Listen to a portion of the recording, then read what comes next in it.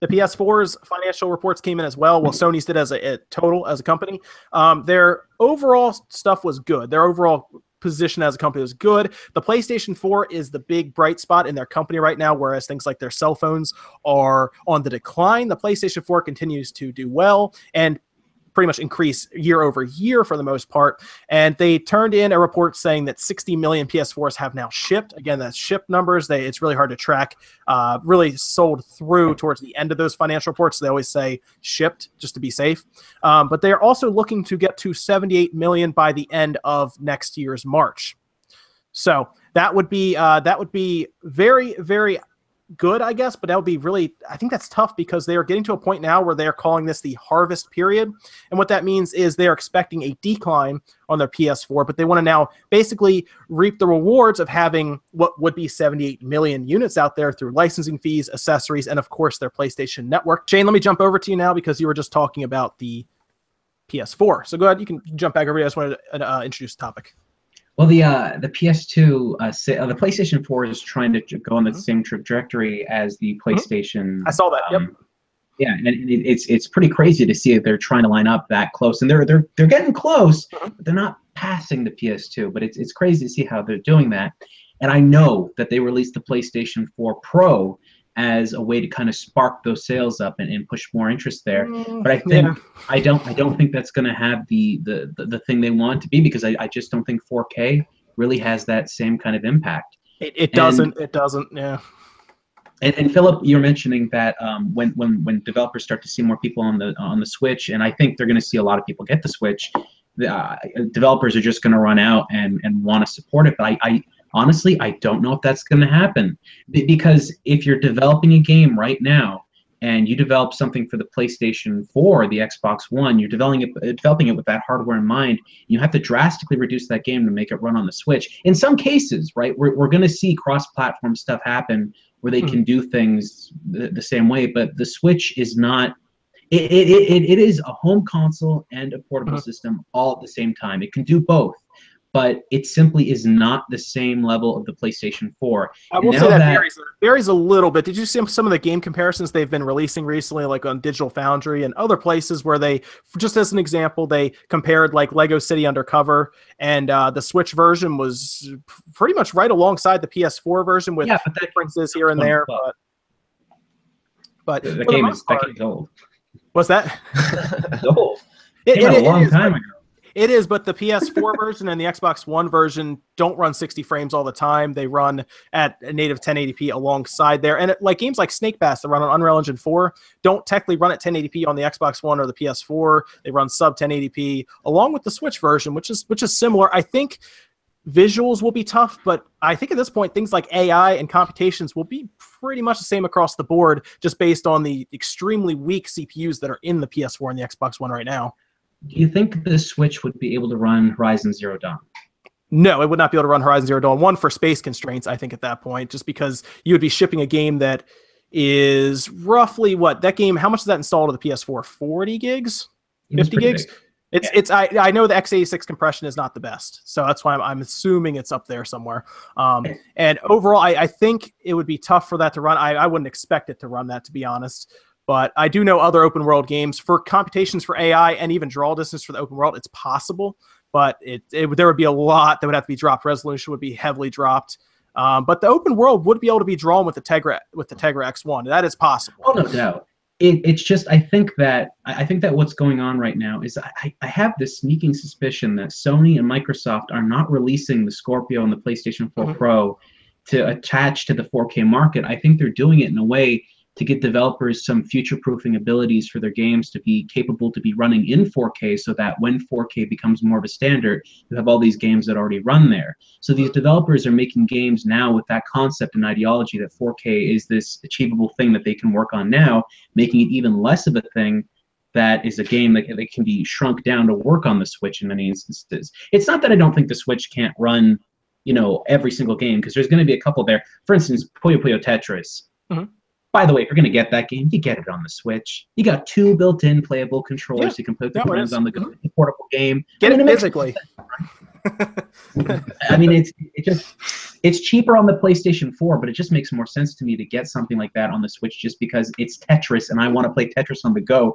I blame Nintendo for that with Tetris on the Game Boy, but what can I do? That's what it is. A lot of double A's. I see a ton of double A's. Funny, not as many double A's as the Game Gear would have run me, but the problem I find, yeah, right.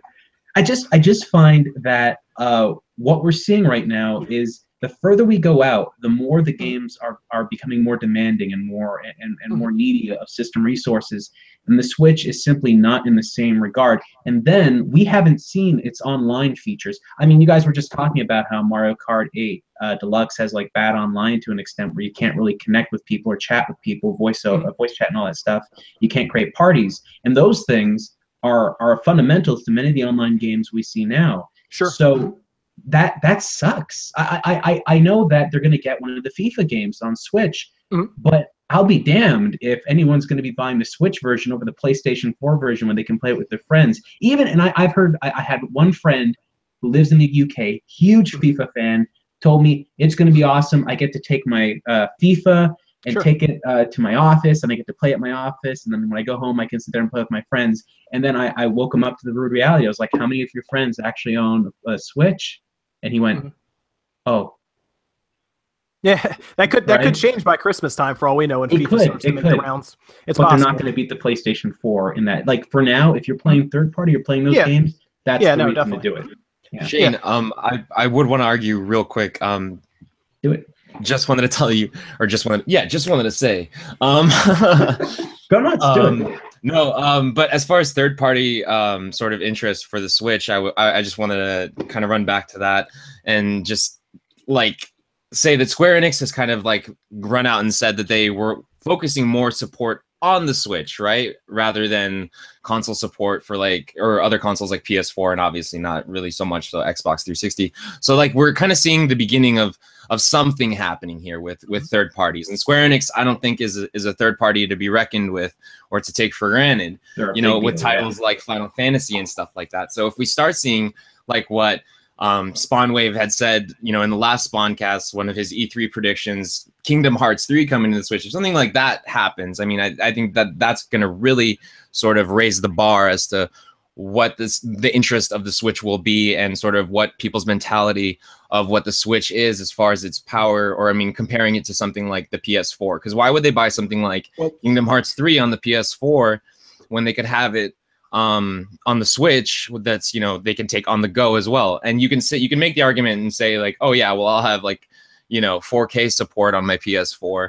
I can totally understand what you mean. Yeah. But then there's a convenience factor here that I think a lot of people these days, when they play a game like Horizon, kind of there's a small voice in the back of their head that says, man, this would be so awesome on the Switch. Ran to that same Persona, to be honest. Yeah. So, I think that maybe it won't happen this generation for the Switch. Maybe the Switch 1 isn't the one that punches Nintendo back to the top everywhere and they take us all over and win the console war or whatever. But you don't have to be the strongest console to win the console war. I think that's Nintendo's that's on the Nintendo seal, man. That portability factor is crazy.